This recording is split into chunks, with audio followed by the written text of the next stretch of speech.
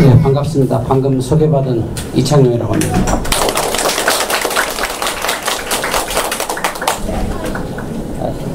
강의하는 게 제가 서툴러서 잘 소통이 될지 모르겠습니다만은 여러분들이 잘 호응해 주시고 또 들어주시면 힘이 나서 잘 할 수 있을 것 같습니다. 예, 그래서 저는 앉아서 해도 돼요. 예, 서서 하시는 거예요. 우선 인사부터 하고 제가 앉겠습니다. 우선 저는 코트라라고 들어보셨는지 모르겠습니다. 대한무역투자진흥공사에서 30년 직장생활하고 2년 전에 퇴직을 했습니다. 지금은 제가 다니는 교회에서 행정 업무와 관리를 제가 맡고 있습니다. 그래서 이제 우리 교회 직책이 없습니다만은 굳이 표현하면 제가 행정실장을 하고 있습니다. 그래서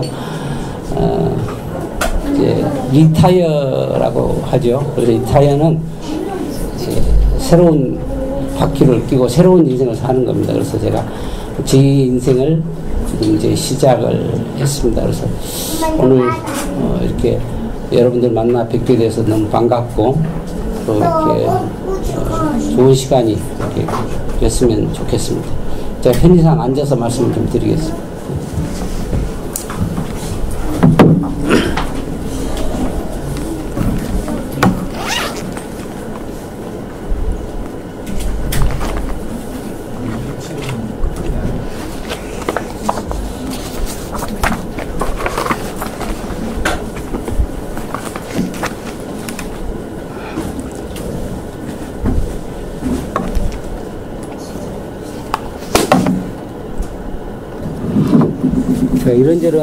제가 이런저런 말씀을 좀 드리고 싶은 말이 있어서 원고를 좀 써왔는데 원고대로 잘 안 될 것 같은 생각이 드네요. 그리고 또 안 되면 제가 한 번씩 읽어가면서 편하게 이야기하겠습니다. 제가 우리 선생님한테 김상도 선생님한테 제가 이야기 들은 거는 길을 찾는 그대에게, 예, 그래서 주제가 소망을 찾는 이야기라고 제가 그렇게 들었습니다. 그래서 제가 국어사전을 제가 한번 찾아봤어요. 소망이 뭔지. 그랬더니 바라고 원하는 것이다 이렇게 되어 있대요. 우리가 다 아는 이야기지만 이제 성경의 시편의 39편에 보면 이런 말씀이 있어요. 진실로 각 사람은 그림자같이 다니고 헛된 일에 분유하며 재물을 쌓으나 누가 취할지는 알지 못하나이다. 주여 내가 무엇을 바라리요 나의 소망은 주께 있나이다. 이런 표현이 있습니다. 시편의 저자인 이스라엘 두 번째 왕이었던 다윗 왕은 자신의 인생을 돌아보면서 아마 자신이 그래도 괜찮은 사람인 줄 생각하고 있다가 어느 날 자기가 보니까 이게 내가 아무것도 아닌 인생이구나 그렇게 깨닫게 되었다는 겁니다. 그래서 지나온 모든 자기가 살았던 계획하고 목표했던 삶들이 참 무의미하게 느껴지고 그래서 자기가 일생 동안 자기를 찾아왔던 하나님을 생각하면서 나의 소망은 주께 있습니다 라고 고백을 했던 그런 시편입니다. 이게 여기 오신 여러분들의 소망은 혹시 뭡니까? 혹시 소망이 나는 이런 소망을 갖고 있다 이렇게 생각하시는 분 계신가요? 말씀해 주실 분 혹시?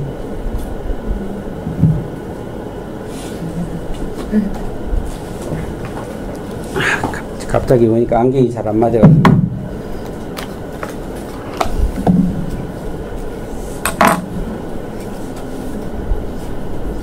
예, 괜찮은 것 같습니다. 제 소망은 사람답게 좀 살아보자 하는 겁니다. 참 사람이 좀 돼보자. 뭐 그렇게 거창한 건 아니죠. 예, 그래서 사람으로 태어났으니까 정말 진실한 사람이 뭔가,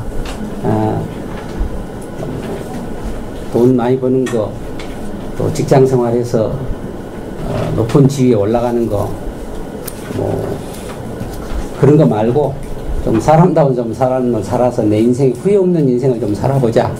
그게 제 바라는 바 소망입니다. 이제 아마 여기 교회에 아마 다니신 분도 계시고 안 다니신 분도 계시겠습니다만은 제가 이제 저는 오랫동안 교회 생활을 했고 또 제가 살아온 인생이 그렇으니까 제가 부득불 제가 이제 삶을 통해서 여러분들에게 조금 드릴 말씀이 있어서 꼭 교회 안 나가신 분들도 그냥 편하게 제 이야기를 인생 이야기다 이렇게 생각하고 들어주시면 좋겠다 싶습니다. 그래서 저희가 나가는 저희 교회 목사님을 제가 이제 1975년 제가 대학 1학년 때 제가 만났습니다. 그래서 만난 지가 43년 됐네요. 벌써. 예, 제가 19살 때 제가 만났는데 벌써 제가 나이가 69이니까 예, 그래서 벌써 세월이 많이 흘렀습니다. 그래서 야, 근데 어떻게 해서 43년이 벌써 그렇게 흘렀죠? 생각해 보니까 정말 잠깐인 것 같습니다. 잠깐인 것 같고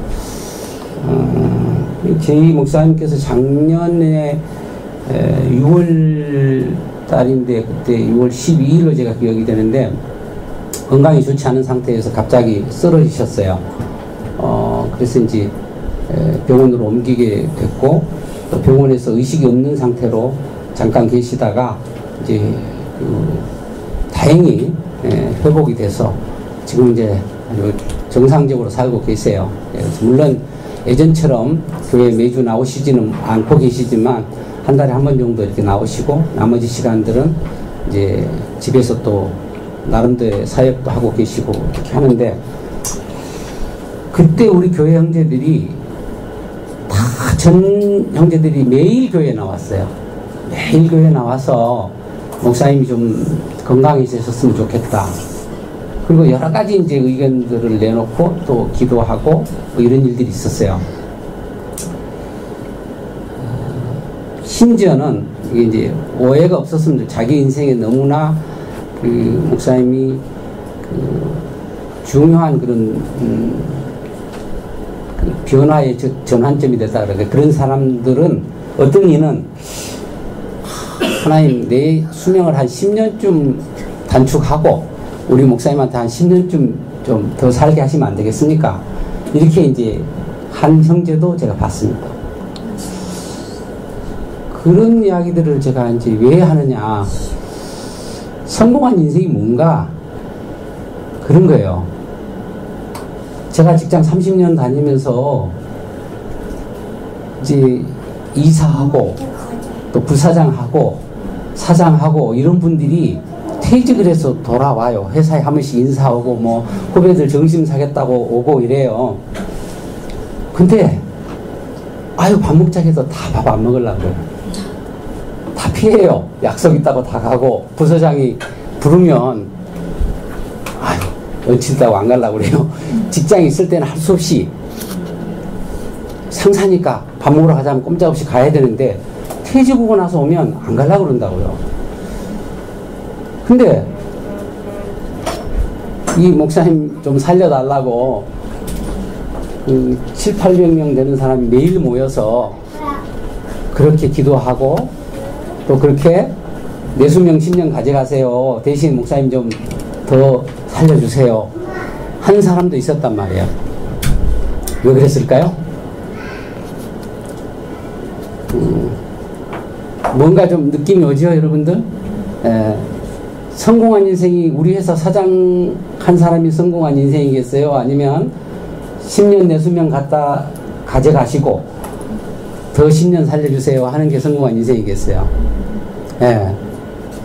아마 누가 제가 그 상황이 놓였을 때 정말 10년 내 수명 가져가시고 10년만 더 살려주세요 하는 사람이 있다면 또 예한이 없을 것 같아요, 저는. 예. 이제 저는 그런 사람이 제게 사실은 제 인생의 목표였어요. 그런 사람이 되는 거. 예. 그래서 제가 이제 우리 컴퓨터 이렇게 하다 보면 어디 사이트에 가입하다 보면 뭐 이렇게 어머니 성함, 아버지 성함, 아니면 가장 좋아하는 뭐 이런 게 있죠. 가장 존경하는 사람. 그럼 제가 꼭 하나 선택한 단어가 있어요. 가장 존경하는 사람. 그리고 이열래 목사님. 제가 이렇게 써요. 그냥 전 자동적으로 써요. 모든 사이트에 제가 그거 묻는 게 있으면 아이디 패스워드 잊어버리면 나중에 그거 물어서 다시 회복하잖아요. 전 자동적으로 씁니다. 저는 그렇게 되고 싶으니까 제가 사실은 아마 제게는 가장 제가 살아오면서 뭐 무슨 우상화시키는 것도 아니지만 제가 볼 때 가장 진실한 사람이었고 사람답게 사는 분이었다라고 저는 그렇게 감히 말씀을 드릴 수가 있습니다. 저도 이제 그런 사람이 되고 싶어서 43년 동안 꼼짝 안 하고 옆에서 붙어서 살았고요. 그래서 지금 저에게 그러면 인생 성공한 인생이 됐습니까? 라고 물으면 외람되지만 뭐 저는 성공했습니다. 외람되지만 저는 성공했다고 감히 제가 물론 제가 다 됐다는 게 아니고 아직도 많은 것에 부족하고 더 많은 제가 은혜를 입고 또 더 많이 제가 가야 될 길이 아직 남았지만은 그러나 이 시점에서 제가 제 인생 어떻게 후회하지 않습니까? 라고 물으면 저는 후회하지 않습니다. 라고 제가 막 감히 말씀을 드릴 수가 있습니다.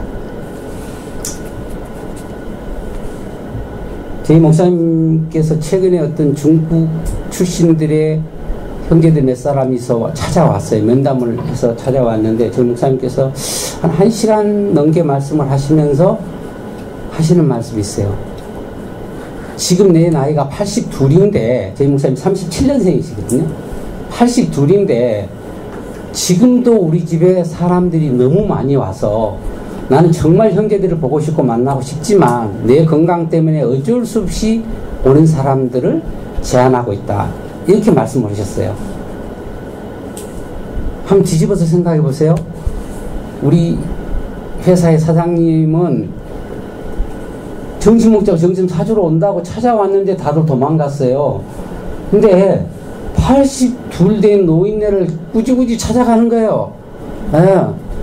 그것도 매일. 그래서 찾아가는데 건강히 이제 하루 종일 가시면 또 찾아오면 또 말씀하셔야 되고 힘드시니까 이제 다 그리 못해서 조금 좀 오시는 거 좀 자제해 주세요 하고 광고를 올립니다. 저희들 그 사랑방에 그렇게 올립니다. 근데 이런 일들이 왜 있을까요? 제가 그분을 가까이서 제가 모셔봐서 아는데 저희 몇몇 형제들이 이제 그 건강이 안 좋으셔서 지금 가창에 이제 그 통나무 집을 짓고 사고 계시는데 그 돈을 몇이서 모아가지고 저보고 이제 집을 짓자. 그래서 이제 집을 지었어요. 제가 이제 돈 일일이 거두고 제가 장부 관리하고 그리고 집 짓는 사람한테 해서 제가 했는데 집을 다 짓고 나서 제가 이제 등기를 해야 될 거 아니에요. 등기를 해서 목사님 명의로 해서 제가 드렸죠. 왜냐하면 이제 개인들이 돈을 낸 거니까 목사님 자기가 건강 지켜드리고 좋아하는 마음으로 해드렸으니까 목사님 그걸 이제 저는 이제 뭐 당연하게 생각하실 줄 알고 갖다 드렸는데 목사님 저를 부르시더니 이거 도로 교회 이름으로 바꿔라. 나는 내가 형제들이 나를 이런 과분하게 내가 지어준 집에서 내가 사는 것만으로도 내가 감사한데 무슨 내 명의가 필요하냐. 내가 어느 날 하나님 부르시면 내가 그냥 가야 될 인생인데 뭐 그게 내 이름으로 있는 게 뭐가 중요하냐. 교회 이름으로 돌려놔라.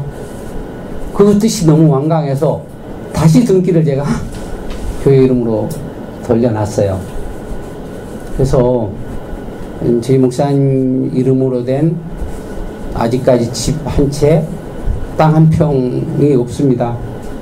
저는 사실은 이제 그런 모습을 보면서 아직 저는 제 집도 있고 제가 이렇게 살고 있는 게 어쩌면 아직 목사님처럼 다 못하고 사는 게 한편으로는 좀 부끄럽기도 합니다.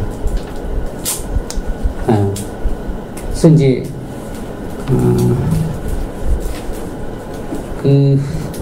저희 목사님께서는 항상 이제 그런 마음으로 사셨어요. 그래서 제가 대학 1학년 때 처음 저희 목사님을 만났는데, 저는 그때까지 대학을 들어가기 전에 고등학교 때까지 얼마나 제가 내성적으로 살았느냐 하면 친구가 한 명도 없었어요. 여러분들이 잘 믿기지 않을 만큼 전혀 친구가 없었어요. 그래서 혼자 거의 살았는데, 물론 여러 가지 환경적인 요인도 있고 제 성격 탓도 있고 누구에게도 제 속살을 보이고 싶지 않은 그런 아주 지극히 내성적인, 거의 자폐에 가까울 만큼 그렇게 살았어요. 그래서 누가 오라는 친구도 없고 제가 만나러 갈 친구도 없고 아무도 저는 없었습니다. 그래서 혼자만 그렇게 살아서 어렸을 때부터 유일하게 제가 이제 제 외로움을 달래기 위해서 나간 곳이 교회였습니다. 그래서 교회 나가서 목사님 말씀 듣고 그게 조금 마음이 편해지고, 또 죽어서 천국 간다 그러니까 천국도 좀 가고 싶고, 하여튼 여기서 내가 외롭게 살지만 그래도 내가 뭔가를 찾고 뭐 이렇게 이제 살았어요. 근데 대학 1학년 때 또 와가지고 저희 목사님을 처음 봤는데, 그때 지금 혹시 뭐 여기 가운데 저희 목사님 보신 분 계실지 모르겠는데 체중이 45kg 나가셨어요. 그때 키는 1m 65밖에 안 되시고요, 체중은 45kg, 남자 체중이 굉장히 왜소하고 그런 분인데, 제가 굉장히 이렇게 처음 만났는데 그냥 편했어요. 그냥 처음으로. 저는 누구 앞에 잘 말도 못 걸었거든요. 제가 연애 한 번도 저는 못 해봤어요, 사실은. 왜냐면 누구에게 내가 내 좋다는 사람도 없고 내가 찾아갈 사람도 없으니까 그렇게 살았는데, 목사님 처음 뵀는데 왠지 친근감이 좀 갔어요. 그래서 학교 가서 학교만 마치면, 그때 제가 이제 하숙을 할 때였는데 학교만 마치면 목사님한테 가는 거예요. 아무 말 때 하루 종일 가도 말 안 해요, 저는. 근데 그냥 옆에 있으면 조금 편하게 느껴지니 갈 데 없으니까 제가 간 거예요, 그냥. 그러면 이제 목사님께서 저보고 이제 밥을 손수하셔요. 그래서 이제 밥해서 같이 먹자고 그러고, 그때 이제 제가 CCC라고 대학생 선교회 제가 다닐 때인데, 저희 이제 목사님께서 대학생 선교회 간사로 대구에 처음 발령을 받아 오셨을 때, 그때가 75년대, 목사님하고 이제 있으면 하루에 가도 뭐 거의 한두 마디 할까 말까 하는데도 저희 목사님 해주는 밥 얻어먹고 설거지하고, 제가 거기서 또 안 가고 있으면 집에 가도 제 혼자 있으니까 외로워서 가기가 싫어요. 그러면 이제 저희 목사님이 자고 갈래? 그러면 예. 그러면 뭐 그냥 이렇게 침상에, 그때 군대 야전 침대 하나 갖다 놓고 생활하실 때 집이 없어가지고 그냥 회관에서 이런 공간에서 야전 침대 하나 놓고 썼는데, 야전 침대에 있으면 이게 푹신한 건 져주시고 덜 푹신한 거 목사님 따르시고, 그래서 그냥 자고 아침에 연매시장에 가서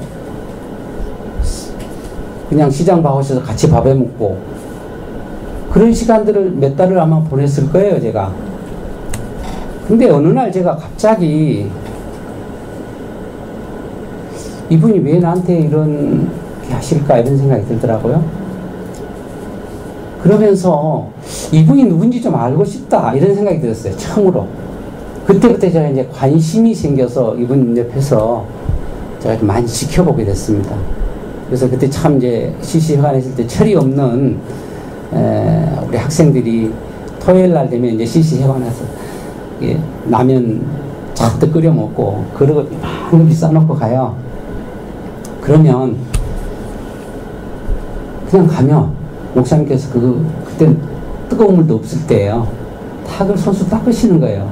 저는 이제 좀 알량한 선이 있으니까 저는 이제 목사님 그거 안 하셔도 됩니다 해도 목사님 굳이 닦으시는 거예요. 그럼 저하고 이제 설거지 다 같이 하시고 정돈하시고 다 살피 마지막 정리까지 딱 하시고, 항상 이제 그거죠. 한 번도 저보고 집에 안 가냐 소리를 하신 적이 없고, 의뢰이 제가 가면 자고 갈래? 이렇게 하신 게 다예요. 근데 어느 날 제가 저희 아버지가 굉장히 엄격한 분이에요. 그래서 뭐 조금 폭군에 폭군에. 그래 어머니도 구타도 하신 적도 많고, 그래 아버지를 제가 굉장히 미워했죠. 예. 그래서 내가 교회 다니면서 아버지 안 미워하려고 애를 써도 미운 마음이 지워지지 않더라고요. 하루는 아버지가 어머니를 우산대로 긴 우산을 갖고 때리시는 걸 제가 한번 목격한 일이 있는데, 밥상을 던지고 그런 광경을 제가 보면서 내가 절대 아버지 같은 사람은 안 되겠다고, 내가 커서 힘이 생기면 내가 아버지한테 응징을 할 거라고 내가 그렇게 어린 마음에 그렇게 다짐을 했어요. 그게 어린 나이에 상처가 좀 있었죠. 제가 그런 것들을 보면서 어머니 원수는 내가 좀 갚아줘야 되겠다 이런 생각들을 어렸을 때 이제 가지면서, 저희 집이 이제 철물점을 하셨는데, 그 철물점 혹시 이제 아시는 분들이 있는데, 굉장히 그 옛날 시골 철물점들은 이제 괭이, 소시랑 뭐 이런 것들이 있으니까 무거워요. 엄청 무거워요. 그럼 뭐 철사 뭐 이런 것들이, 세멘트 이런 게 이제 저희 집에 취급하는 품목들이니까, 장사가 처음에는 뭐 안 됐을 때는 괜찮았는데 장사가 조금 되니까 나중에는 이제 밤새도록 도매하시는 업으로 바뀌니까 부산서, 대구서, 서울서 이 짐들이 밤새도록 오는 거예요. 큰 8톤 트럭을 한 차씩 입고 오면 새벽 꼭 거기서 일과 시간을 마치고 그 짐을 실어서 보내요. 그러면 트럭들이 도착한 시간이 언제냐면 1시, 2시, 3시 이래 도착하는 거예요. 트럭들이 도착하는 시간에. 오다가 졸면 조금 3시에 오고 안 졸면 2시에 오고, 그러면 그걸 밤새도록 그걸 내리는 거예요. 그 어린 나이에 제가 초등학교, 중학교 다닐 때 그 짐을 밤새도록 내리고 나면 날이 하얗게 새는 거예요. 그래서 어떤 날은 등이 아파서 이렇게 거울에 비춰보면 등에 밤새도록 못자국이, 그 옛날엔 가만히였다가 못을 이렇게 넣었었거든요. 아주 옛날에는 이렇게 박스가 아니고. 그럼 그 가만히를 등에다 짊어지고 밤새도록 한 차를 내리고 나면 그게 다 등에가 못자국이 나가지고 피가 막 멍이 들어요. 옷이 다 젖어 있어요. 피로 이렇게 멍들어가지고. 그런 시간들을 제가 보내면서 정말 집에서 이제 살기 싫다 이런 생각들을 제가 많이 했어요. 그래서 제 바로 밑 삼형제인데, 저희가 바로 밑에 동생은 이제 그게 싫어서 밖으로 돌다가 이제 불량하는 애들하고 어울려서 시골에 깡패가 되고 주먹 쓰는 깡패가 됐어요. 막내 동생은 또 비끄러져서 또 그랬고 방황했고, 저는 그래도 이제 꾸역꾸역 제 속의 사핀이라고 제 안에서 이제 속으로 멍이 들어서 저는 이제 그래서 기회가 있으면 도망을 좀 가고 싶었죠. 그래서 고등학교를 졸업하자마자 저는 과감하게 집을 탈출을 합니다. 예, 왜? 그 집에 있는 게 저한테 너무 고통스러운 시간들이 많았기 때문에. 그래서 제가 이제 떴는데, 제게 있어서 유일한 그래도 소망은 하늘에 계신 하나님이었습니다. 잘 보이진 않지만, 만날 수도 없지만, 예, 하나님이 날 쳐다보고 있는지 없는지도 모르지만 그래도 그걸 의지하고 제가 살았어요. 근데 대학을 와서 처음으로 그 아버지 이야기하다가 이제 돌아갔는데, 저희 목사님을 만나니까 저희 아버지하고 제 마음을 지금 생각해 보니까 정말 단 한 번도 제 마음에 있는 이야기를 해본 적이 없어요. 저희 아버지한테. 대학을 가기 전까지. 제게는 참 그런 아픔이 있었어요. 아버지하고 대화해 본 적이 한 번도 없으니까 그냥 일상적으로 아버지 등록금 주세요.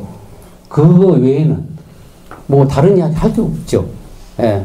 그리고 또 저희는 아버지가 엄격했기 때문에 밥상에서 말을 하면 그 쌍놈이 나는 짓이라고 뭐라 하시니까 말을 할 수 없죠.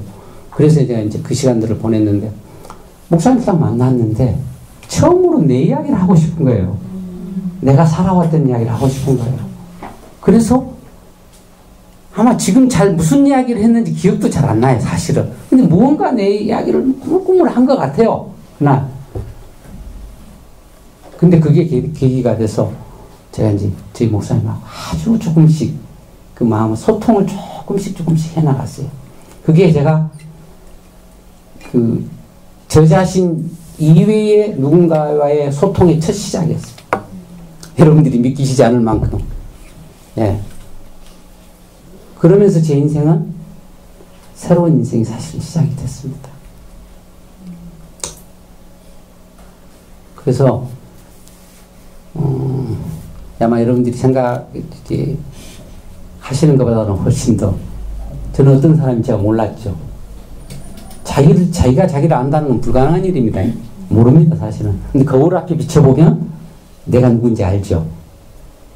근데 우리는 내가 비춰볼 거울이 없는 겁니다. 사실은. 예. 어디 거울에 비춰보면 이렇게 보이고, 예. 투명한 거울이 없으니까. 성경에 그런 말씀이 있어요. 우리가 지금은 거울과 거울로 본 것처럼 희미하지만 그날이 오면 얼굴과 얼굴로 볼 것이다. 이렇게 하는 말씀이 있어요. 그 말이 무슨 말이냐면 옛날에 거울들은 동판을 가지고 거울을 닦았기 때문에 거울이 뚜렷하지 않아요. 그래서 이제 흐릿하게 나오는 거죠. 그와 마찬가지로 제 인생에 어디 비춰볼 거울이 없었던 거죠. 근데 처음으로 투명한 어떤 사람을 만나니까 제가 제 모습이 드러나는 거예요. 아, 내가 이런 사람이구나. 나는 거의 자폐증 환자였구나. 그때 내가 처음으로 알았어요. 왜? 고등학교에서 한 번도 누군가를 내가 찾아가서 내 이야기를 해본 적도 없고, 누가 내를 찾아온 적도 없으니까. 그런 시간들을 보내서, 저보다 나이가 20살이나 위시지만, 처음으로 제가 제 스승이고, 제 친구이자, 제 아버지 같은 분을 만나게 됐습니다. 그래서 지금 저는 스승의 날이 되면 가장 먼저 생각나는 사람이 저희 목사님이고, 어버이날이 생각나면 물론 저희 어머님이 아직 살아계시지만 저희 목사님이 제가 생각이 납니다. 저는 항상 실제입니다. 그래서 제 인생에 제가 43년 동안 한 번도 지겨우지 않고 붙어있는 이유, 그 옆에서 제가 떨어지지 않는 이유입니다. 사실은. 그래서 이렇게 우리가 사람이 누군가하고 소통을 한다는 건 대단히 중요한 일인데 저는 그런 소통을 할 수 없는 사람이었죠. 그래서 오늘 이 소제목에 보니까 막힌 담을 허시고 그런 게 있더라고요. 그래서 갑자기 그 생각이 제가 났어요. 사실은. 정말 내가 내 인생의 모든 나를 둘러싸고 있던 모든 담이 구체적으로 내가 허물어진 사건들이 저희 목사님을 만나서 제가 생겼기 때문에 이게 왜 내가 이런 막힌 담이 흐려졌나 이 생각을 해봤어요. 오늘 요즘 보면은 요즘 텔레비 가끔 보니까 무슨 혼밥, 혼술, 뭐 혼족 이런 말들이 난 맨 처음에 그게 무슨 이야기인지 잘 몰랐어요. 근데 보니까 혼자 밥 먹고 혼자 술 마시고 혼자 즐기고 혼자 사는 사람들이 많더라고요. 그래 내가 책을 한번 찾아봤어요. 어느 정도 되는지. 근데 1인 가구가 우리나라에 지금 28%, 내년쯤 되면 30%라네요. 그러니까 혼자 사람들이 많아요. 대부분들이 뭐 사회적 여건도 그렇지만 비혼자, 결혼 안 하고 사는 분들, 또 결혼해서도 이혼하는 분들 많고, 특히 항혼이혼, 뭐, 이래서 많다 보니까 가족의 뭐 가치 기준 이런 것도 다 무너지고, 그러다 보니까 이제 혼자 사는 게 편하다. 이렇게 이제 사는가 봐요. 근데 저는 그렇게 생각해요. 저는 혼자 살아봤지만 내가 혼자 산다는 게 얼마나 외롭고 힘들고 그게 참 무모한 일이라는 걸 저는 제 삶을 통해 오랜 시간 겪어본 사람이기 때문에 그거 잘 알아요. 지금 저는 혼자 살아면 다시는 그 자리로 돌아오고 싶지 않아요, 사실은. 그러니까 우리는 사람은 누군가 그랬지 않습니까? 사회적 동물이라고. 함께 살아야 되고 더불어 살아야 되지, 혼자 사는 것은 사실은 그거는 현실 도피이죠. 그래서 우리는 어차피 함께 더불어 살아야 되는데, 그러면 어떻게 살아야 되느냐, 어떤 사람들하고 살아야 되느냐 더 문제예요, 사실은. 그렇잖아요? 근데 우리는 많은 사람들하고 함께 더불어 살고 있죠, 사실은. 학교에서, 직장에서 여러 가지로 살고 있지만, 그러나 정말 우리가 소통하면서 살고 있는가? 취미가 뭐냐고 묻는 게 아니라 내가 누구인지, 우리가 어떻게 사는 게 참 인생의 가치 있는 삶인지, 우리가 그렇게 서로 소통하면서 살고 있는가 생각해 보면 우리는 너무 수박 그덜기로 살고 있는 거예요, 사실은. 그렇지 않습니까? 예.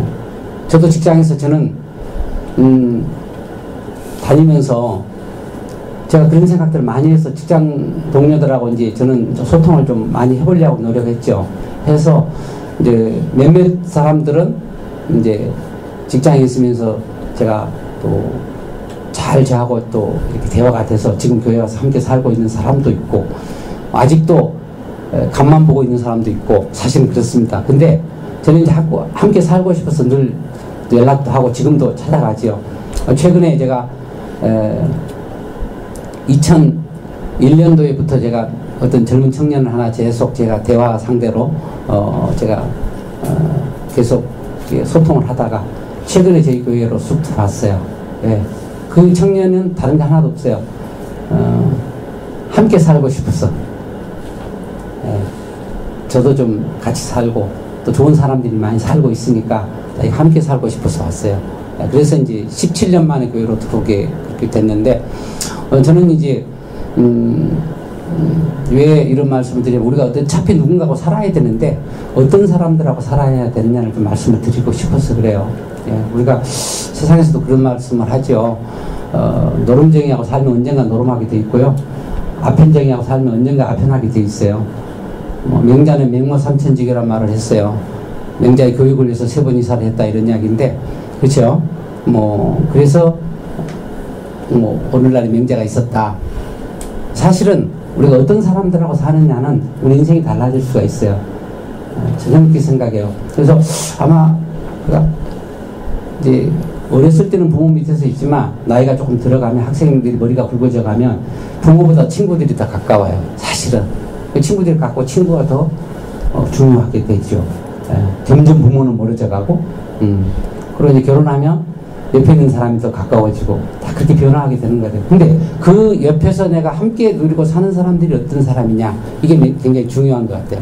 네, 그래서 저는 제가 한 사람을 제 영원한 스승이자 친구이고 영원한 멘토로 내가 만났을 뿐인데, 지금 저는 우리 김상도 선생님을 비롯해서 너무나 많은 친구들, 그리고 또 형제들을 제가 함께 그렇게 제가 살고 감이 있습니다. 그래서 언제가 저희 직장에 다니는 동료가 저보고 그렇게 물었어요.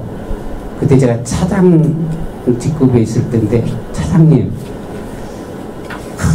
정말 자기 마음을 내려놓고 이렇게 도움을 요청할 때 도와줄 수 있는 친구가 있습니까? 라고 묻더라고요. 저보고. 있지요. 그랬더니 그분이 하는 말씀이, 아니 그런 친구가 얼마나 됩니까? 라고 묻더라고요. 그래서 왜 묻습니까? 내가 그랬더니 자기가 정말 친한 친구 하나 있는데 갑자기 돈을 빌려달라 그러는데요. 1000만 원을. 그런데 그 친구한테 1000만 원을 빌려주면 100% 뛴대요. 자기가 볼 때. 근데 2천만 원을 빌려줘야 말아야 되나 3일을 고민했다는 거예요. 근데 결론이 안 났대요. 자기가. 그래서 나하고는 뭔가 조금 다르게 살고 있는 사장님을 하면 어떻게 하겠습니까? 라는 생각이 들어서, 친구가 얼마가 있습니까? 라고 물은 거예요. 우리 교회 나온 사람이 다 그런 사람은 솔직히 내가 다라고 말씀할 수는 없고, 최소한 내가 1000만 원 빌려주라면 내가 1000만 원 뛸 생각으로 빌려줄 사람은 그래도 한 30명? 50명? 안 되겠나? 지금 우리가 몇백 명 있지만 다 그런 사람이라고 제가 그건 자신 못하겠고, 한 30명은 난 되지 싶다, 적어도. 그래서 이 사람이 깜짝 놀라는 거예요. 그래서 저한테 하는 말이, 저는 자기는 아직 교회를 나가지 않고 교회 나갈 마음이 아직 준비가 안 됐지만, 내가 언젠가는 교회를 나간다면 차장님이 다니는 교회를 이제 가겠습니다. 그렇게 저한테 말한 친구가 하나 있었어요. 아직 안 오고 있지만. 네, 그렇습니다. 그러니까 결국은 우리가 살면서 정말 우리가 허물이 없는 그런 친구 한 사람만을 갖고 있다는 것도 그 작은 일이 전 아니라고 해요. 살아보니까 처음에는 그걸 몰랐는데 시간을 오래 살수록 제가 그걸 느껴요. 근데 저는 한 사람을 제가 만났을 뿐인데 너무나 많은 소중한 사람들이 저한테 생겼어요. 예. 세상 그 무엇과도 바꿀 수 없는 많은 사람들이 생긴 거예요. 예. 세상에 그래서 제 나이 또래 되니까요. 갑자기 막 연락이 많이 와요. 제가 퇴직하기 직전부터. 알고 보니까 이제 뭐 직장 다니다 퇴직 가까우니까 외로우니까 막 안 하던 동창회도 하고요. 막 불러대는 거예요, 지금. 그런 사람들이 많아요. 그래서 동창회 나가고, 왜? 외로우니까. 그래서 통계를 해보니까요. 누가 물었더라고요. 가장 퇴직하고 나이가 들면서 필요한 게 뭐냐? 첫 번째가 친구예요. 두 번째가 건강해요. 그 다음에 돈이에요. 일반적인 사람들도 그렇게 생각하는 거예요. 왜? 나이가 든 사람들은 나이가 들면요. 돈이 있어도 쓸 데가 없대요. 오라는 사람도 없고 갈 데도 없고 환영해주지도 않고 돈이 쓸 데가 없대요. 한 70, 80 넘으면 돈 쓸 일이 없어요.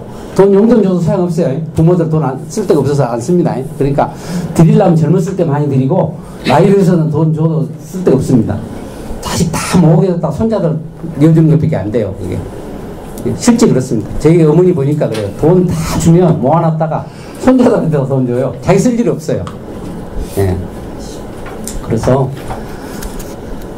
우리가 그런 사회, 그런 친구들을 갖는다는 것은 대단히 저는 소중한 일이라고 생각을 합니다. 더군다나 요즘에 이제 이 스마트폰, 인터넷 이런 거 발달해가지고 기계만 붙잡고 살고 있는 아이들이 너무 많아요. 점점 소통이 안 되고 심지어는 부모와 자식 간에 대화를 하고 싶어도 대화가 안 되는 사회입니다.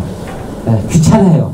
말 걸면 우리 그 손자가 이제 4살인데 그 손자가 그래요. 너 하고 있잖아요. 만화 영화 여기 보고 있어요. 이렇게 스마트폰으로. 그럼 내가 현준아가 건드리면 할아버지 나 이거 하고 있잖아. 그러거든요. 예. 귀찮게 하지 마라 이 말이에요. 나는 이제 오랜만에 보니까 좀 쟤하고 놀고 싶고 이래서 가서 뭐라 그러면 나 이거 하고 있잖아 그래요. 그 말은 귀찮게 하지 마라 이런 이야기. 이제 점점 그래서 이제 어떻게 해서라도 저는 이제 소통하려면 좀 교회 좀 데려와야 되겠다. 제가 그래서 이제 자꾸 교회 오라 그래요. 그래서 교회 오면 제가 뭐 돈이 많아서가 아니라 제가 꼭 용돈을 줍니다. 예, 먹을 것도 맛있는 것도 사주고 그래서 한 번이라도 더 교회 오라고 제가 할아버지한테 가면 맛있는 것도 얻어 먹을 수 있고 또 지 좋아하는 것도 사주고 이러니까 이제 그래도 와요. 그래서 이제 이번 주 제가 오라 그래서 왔더니 지 혼자 노래도 따라 부르고 박수도 치고 제가 하다 이제 4살짜리 재미있어서 제가 그걸 스마트폰으로 제가 찍어놨어요. 그리고 이제 할아버지가 좋아하는 거 지도 좀 이제 따라하는 거예요. 어떻게 해서라도 저는 이제 애들하고 소통을 하고 싶어서 저도 이제 부끄러운 이야기지만 우리 아들이 좀 교회에 좀 열심히 나오고 싶게 했는데 안인석이 말을 잘 안 들어서 이번에 이제 청년 우리 교회 청년부에 제가 말씀을 할 기회가 있어서 갔는데 불렀어요. 꼭 와야 된다. 그래서 이제 왔더니 우리 아들 녀석이 그러더랍니다. 지금 마누라 보고 하는 이야기가 야 나는 우리 아버지 무슨 말씀을지 내가 다 알고 있으니까 니나 가서 열심히 좀 들으라고 먼저 이제 들여보내고 지를 안 들어오고 있는 거예요. 에? 그러다가 내 눈치가 보이니까 중간쯤 이제 들어와서 눈도장만 딱 찍고 이제 그러고 갔어요. 갔는데 그거를 저는 몰랐는데 우리 며느리가 와서 저한테 일러주는 거예요. 아버님 이랬어요. 니는 어떻냐 이렇게 아버님 말씀 너무 재밌었어요 저한테. 물론 립서비스일 수도 있지만 저한테 그렇게 말해주는 거예요. 고맙다. 결혼하고 단 만인가 며느리가 우리 집을 찾아왔어요. 울면서. 그래서 깜짝 놀라서 한밤중에 어떻게 왔냐 그랬더니 오빠하고 싸웠어요. 근데 오빠하고 싸우고 친정을 안 가고 시아버지한테 온 거예요. 그래서 내가 눈물이 꿀컥 난 거예요. 정말 고맙다. 경아야, 나 이름 부르거든 지금도요. 며느리 우리 그 며느리가 이름 불러요. 이제 교사하고 있는데 그래서 경아야 고맙다. 내가 깨어나면서 고맙다. 내가 그렇게 같이 울었어요. 그리고 내가 그날 넘기고 우리 아들을 찾아가서 네가 내 잘못이다. 네가 내 잘못이고 아버지에게 불평하고 원망하고 네가 모든 걸 다 해도 좋으니까 네 아내를 좀 받아주면 안 되겠냐. 내가 아들한테 사정을 했어요. 그러니까 아들이 눈물을 흘리면서 아버지 알겠습니다 그러더라고요. 그러고 나서 이제 둘 사이가 많이 좋아졌어요. 뭐 그 뒤에도 이제 한 번씩 툭툭 싸우긴 하지만 지금 그래도 비교적 잘 살고 있습니다. 저는 지켜보고 우리 이제 며느리가 자꾸 교회에 오고 싶은 마음이 오히려 있어요. 이제 시아버지 좋아하니까 우리 집에 오면 저한테 그래요. 아버님 저는 사실은 저는 우리 신랑보다 아버님이 더 좋아요 이래요. 근데 며느리 안 이쁘겠어요? 저는 참 진짜 며느리가 예뻐요. 물론 립서비스일 수도 있죠. 근데 전혀 그런 마음이 없으면 그 말 못해요. 그래서 내가 그래도 며느리 내가 잘 얻었구나 그런 생각해요. 그래 이제 지난번에 복날이라고 우리가 며느리가 전화가 왔어요. 저한테 전화를 제가 딱 받았는데 사실은 원고하고 지금 전혀 상관없는 이야기 제가 하고 있습니다. 갑자기 왜 제가 이 말을 하게 된지 저도 잘 모르겠는데 그래서 전화가 왔어요. 그래 아버님 복날인데 오늘 뭐 삼계탕이라도 드셨어요? 하고 전화가 왔어요. 근데 친구들 옆에 다 있었어요. 이제 우리 교회 친구들 다 카페에서 이제 차 한잔 마시고 있었는데 무슨 전화인데 그러냐고 친구들이 이제 그랬더니 우리 며느리 전화인데 복날이라고 전화 왔네 내가 이랬어요. 그랬더니요 야 심판된다 이러더라고요. 그래서 이제 옆에 있는 친구들이 그래서 제가 너무 고마웠어요. 우리 며느리한테. 왜 제가 이러냐 그냥 제가 뭐 단지 며느리하고 사이가 좋게 잘 지낸다는 게 아니고 저희 며느리에게 내가 한 가지 제가 늘 하는 이야기가 있어요. 내가 이 교회에서 내가 정상적인 사람으로 내가 살아가지도 못할 절름발이 같은 인생이었는데 내가 이 교회 목사님을 만나고 이 교회에서 내가 있으면서 내 인생이 회복됐다. 그리고 내가 이렇게 정상적인 사람으로 살고 있다. 그리고 내가 너희들에게 물려줄 유산은 바로 이 교회다. 그리고 니네들이 나처럼만 산다면 네 인생 절대 후회하지 않는 인생이 될 거다. 내가 그렇게 말하거든요. 근데 그런 시아버지가 좋다고 하니까 내가 단지 내가 뭘 해주고 안 해주고 그거보다도 그래서 이제 아들은 아직 제가 소통이 반 소통밖에 못 되지만 우리 며느리하고도 소통이 잘 돼요. 우리 딸하고 사이는 뭐 잘 돼요. 거기는 원래 제가 잘 못하는 사람인데 우리 사이가 또 워낙 교회 열심히고 또 성실하고 우리 딸은 워낙 아빠 좋아하고 제가 초등학교 다닐 때도 제 무릎에서 항상 앉혀서 제가 키웠어요. 사실은 왜냐하면 이제 딸이 좋아하고 또 저도 우리 딸이 늘 대화를 제가 못했던 게 제가 한이 돼서 우리 아버지하고 대화 한번 못한 게 한이 돼서 우리 딸하고는 제가 많은 대화를 했거든요. 대화를 비교적 많이 하고 이렇게 했기 때문에 아빠 마음을 누구보다도 잘 알죠.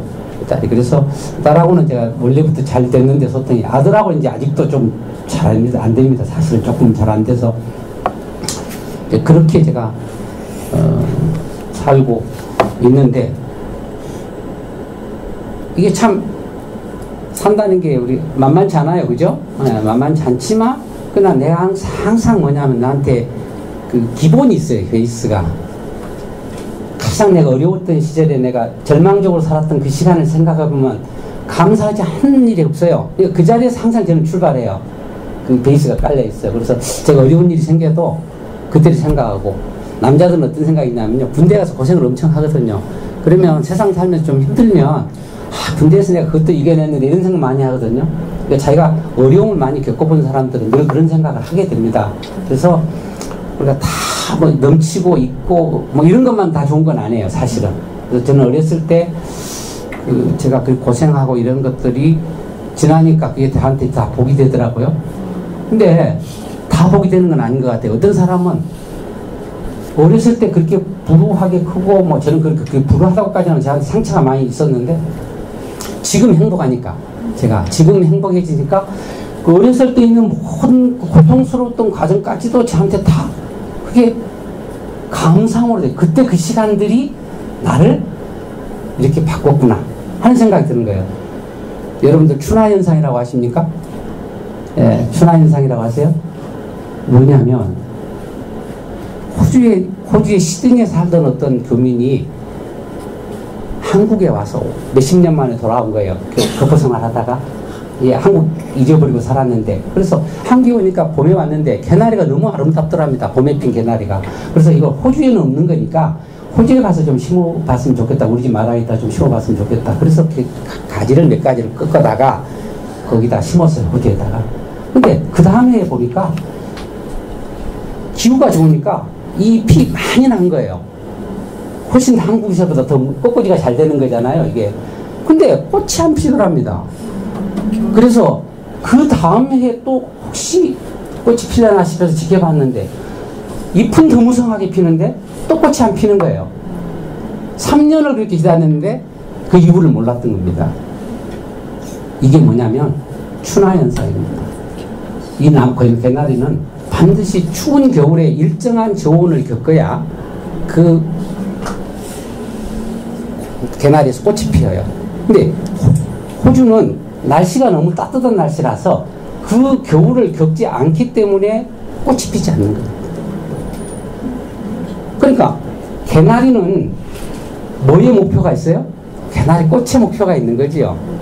근데 우리가 잎에 만약에 목표가 있는 거라면 그러면 잎이 무성했으니까 한국에서부터 더 많은 무성한 잎을 냈으니까 그거는 개나리는 아무 문제가 없고 성공한 거라고 볼 수 있죠. 예를 들어서. 근데 꽃이 목표가 있는 개나리는 아무리 잎이 많아도 꽃을 피우지 못하면 실패한 거죠. 왜 그랬을까요? 아까 이야기한 대로 저온현상을 겪지 않았기 때문에 겨울을 나지 않았어요. 그래서 그걸 우리가 춘화현상이라고 합니다. 그건 저온에 견뎌야 돼요. 그게 이제 개나리도 그렇고 진달래도 그렇고 철쭉도 그렇고 나일락도 그렇고 뭐 이런 히아신스 같은 거 뭐 이런 것들이 다 그런 춘화현상을 겪어야 되는 식물이에요. 그러니까 이 우리 인생의 목표를 어디에 두느냐, 그러니까 굉장히 중요한 거죠. 저는 왜 우리가 밖과 남이 있을까요? 남만 있으면 좋을 것 같은데 밤이 있어야 되고요. 이거 교차하면서 우리는 식물도 사람도 성장을 하는 거예요. 그죠? 예. 우리 인생도 마찬가지잖아요. 아무 바람도 안 불으면 좋을 것 같은데 때로는 바람이 불어요. 근데 바람이 불지 않으면 식물의 뿌리가 튼튼해지지 않는다고 그럽니다. 비가 오지 않으면 어때요? 식물은 메말라요. 제가 아프리카를 2번 가봤거든요. 예, 제가 직장에서 이제 출장을 제가 2번 갔는데 남아프리카 공화국에 제가 갔고 그 인근에 있는 짐바브웨, 나미비아, 스와질랜드, 레소토 뭐 이런 나라를 제가 한번 돌아볼 기회가 있었어요. 근데 저는 텔레비에서 볼 때에 모래가 막 이런 사막을 생각했어요. 사막에 간다고 그래서 우리 직원이 이제 저를 안내해서 사막에 가자 그래서 사막 구경 한번 해야지 그러더라고요. 사막에 갔는데 모래는 그냥 아무것도 없어요. 모래사막도 있답니다. 근데 거기는 모래사막은 멀리 가야 있고 거기에 있는 사막이라고 말하는 거는 비가 내리지 않아서 땅이 식물이 자랄 수 없는 그런 먼지가 풀풀 나는 땅이 사막이에요. 그러니까 비가 내리지 않으면 사막이고 비가 내려서 식물이 자랄 수 있으면 사막이 아닌 거죠. 우리 인생도 마찬가지예요. 위로부터 은혜와 어떤 것들이 비가 내리는 인생이 되면 그러면 거기서 옥토가 될 수도 있고요. 우리에게서 아무것도 우리가 위에서 내리지 않는다. 오지 않는다. 뭔가 우리는 있는 걸 짜내서 살아야 된다. 내가 그렇게 살면 사막이 되는 거예요. 인생이. 다른 거 없어요. 사막과 옥토의 차이가 별로 없더라고요. 그래서 내가 거기 가서 참 사막이 이런 거구나 처음 배웠어요. 제가. 그러고는 이제 여행을 하는데 전혀 오늘 이상하게 하려고 그런 건 아닌데 이상하게 전방에 가는데 여행을 차를 타고 하는데 정말 우리 60년대에도 보지 못했던 양치를 지붕의 대지막 같은 데에서 이게 뭐가 쭉 있어요. 벌판에가. 그럼 저게 뭐냐고 물었더니 사람이 사는 집이래요. 근데 그런 양철 지붕 뭐 대지막 같은 데서 6식구, 7식구가 산대요. 근데 내가 그 사는 걸 보니까 내 같으면 가다가 내가 저기 바다에 빠져 죽을지라도 뗏목이라도 만들어서 내가 거기를 탈출하고 해야지 그냥 내가 거기 살진 않았을 것 같아요. 그런 환경에서 살고 있어요. 기하에 허덕이면서. 근데 왜 그들은 저 같은 생각을 못하고 거기서 평생을 거기서 살고 있느냐고요. 그냥 물었어요. 반문했어요. 근데 그분들은 그게 다예요. 평생 자기가 더 나은 것을 보지를 못한 거예요. 그게 자기 인생의 전부라고 생각하는 거예요. 그러니까 우리가 생각하는 돼지처럼 사는 그런 곳에서 일생을 보내고 있는 거예요. 사람이 새로운 것을 보지 못하면 그 시야에서 갇혀서 빠져나오지를 못하는 거예요. 그래서 요즘 유행하는 말로 내가 보는 것이 다가 아니다. 보이는 것이 다가 아니다. 그렇죠? 지금 내가 겪고 있는 것이 다가 아닌 거예요. 우리가 남이 보지 못하는 것을 먼저 본 사람을 뭐라 그래요? 선구자라고 그럽니다. 네. 이제 성경으로 이야기하면 선지자라고 합니다. 내가 보지 못한 걸 알려주는 사람. 우리는 그런 사람들의 도움이 필요하죠. 사실은. 저는 저에게 있어서 그런 분이 제 멘토가 된 분이 저희 목사님이었어요. 사실은. 제가 보지 못한 세계를 열어준 거죠. 이런 세계가 있다 하고 열어서 보여준 겁니다. 그래서 제가 조금씩 제 인생에 눈을 뜨게 그렇게 된 거죠. 그래서 그러면서 제 인생에 변화가 온 거예요. 그래서 평생 난 한 번도 제가 남녀공학을 다녔어요. 중학교, 고등학교를 다 남녀공학을 다녔어요. 근데 지금은 남녀공학이 많이 생겼더라고요. 근데 그때 당시 남녀공학이 참 드물었는데 어쩐지 제가 남녀공학을 다니면서 남자 반만 있고 여자 반만 있고 남녀 혼반이 있어요. 맨날 저는 남녀 혼반이 걸려요. 어떻게 된 건지. 네, 계속 그래서 남녀 혼반에서만 제가 이제 생활했는데 저 좋다고 하는 학생은 단 한 명도 없었어요. 그래서 누가 지금 저 좋아한다 그러면 진짜 맞나? 그런 생각이 가끔 들 때가 있어요. 왜냐하면 저는 누군가로부터 내가 사랑을 받고 저를 좋아한다는 생각을 한 번도 못 해본 사람이니까. 지금은 이제 조금 시간이 흘렀으니까 누가 저를 좋아한다 그러면 다른 의미가 아니고 이제 서로 사랑하는 마음이 있구나 이렇게 알지만 제가 한동안은 그런 거 익숙하지 않았어. 누가 나를 좋아한다 이 생각을 잘 못 해봤어. 그런데 처음으로 사랑하는 마음이 내게 생겼다. 누군가로부터 사랑을 받고 있다. 이게 제 인생의 큰 변화였어요. 저는 하나님이 세상을 태초에 하나님이 천지를 창조하시니라 이렇게 성경 창세기 1장 1절이 그렇게 돼 있어요. 뭐 요즘은 진화론도 있고 창조론도 있고 그런데 창조론이 맞냐 진화론이 맞느냐 저는 그런 생각할 겨를이 없어요. 왜냐하면요 저는 창조론을 하나님 믿어야 된다고 생각하는 사람이 아니고 그냥 믿어져요. 왜 믿어진지 아십니까? 제 안에 내가 누군가를 사랑하는 마음이 전혀 없었던 사람이에요. 누군가와 함께 살고 싶은 마음이 전혀 없는 사람이에요.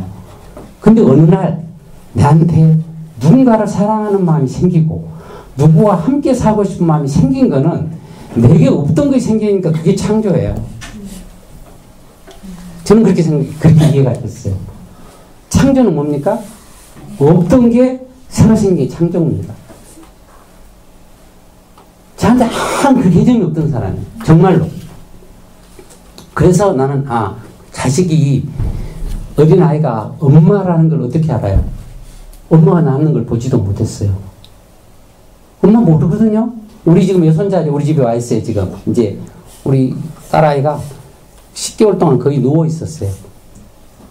자궁근무력증이란 질병 때문에 처음에는 그걸 우리가 몰라가지고 얘를 2번 놓치고 3번째 이제 임신을 해서 그걸 알고 맥도날드 수술이라는 걸 했는데 그리고 나서 보통은 초기 유산이 위험하잖아요. 근데 이거는 시간이 갈수록 얘가 체중이 불어나면서 애가 쏟아져 버리는 게 자궁이 잡아주지를 못하니까 쏟아져 버려서 6개월 만에 애를 놓쳤어요.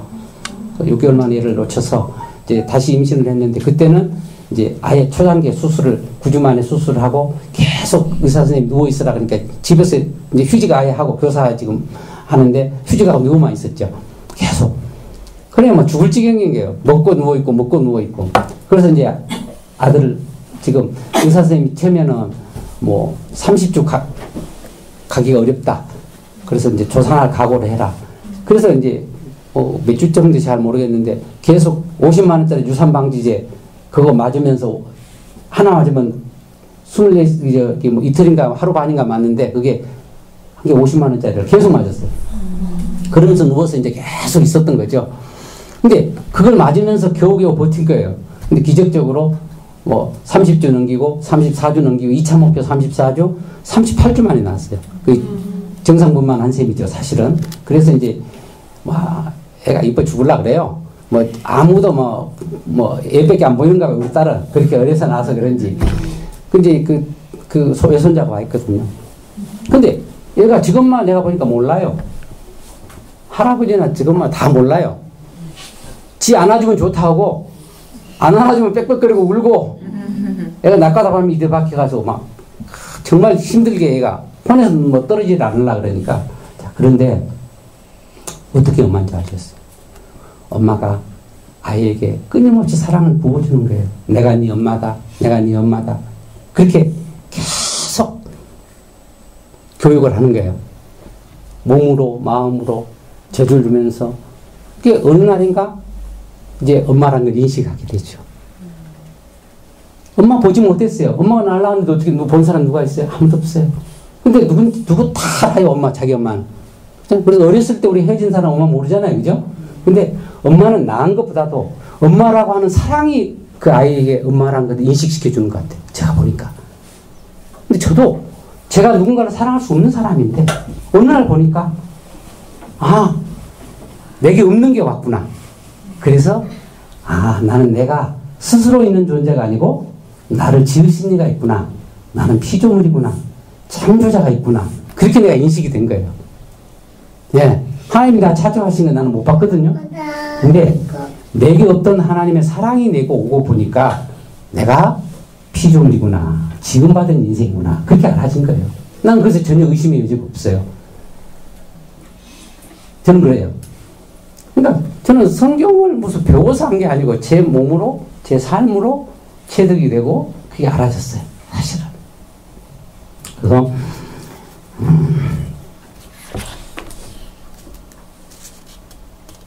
성경에 이런 말씀이 있어요. 하나님이 자기 형상대로 사람을 창조하시되 남자와 여자로 창조하시고 하나님이 그들에게 복을 주시며 그들에게 이르시되 생육하고 번성하여 땅에 충만하라. 땅을 정복하라.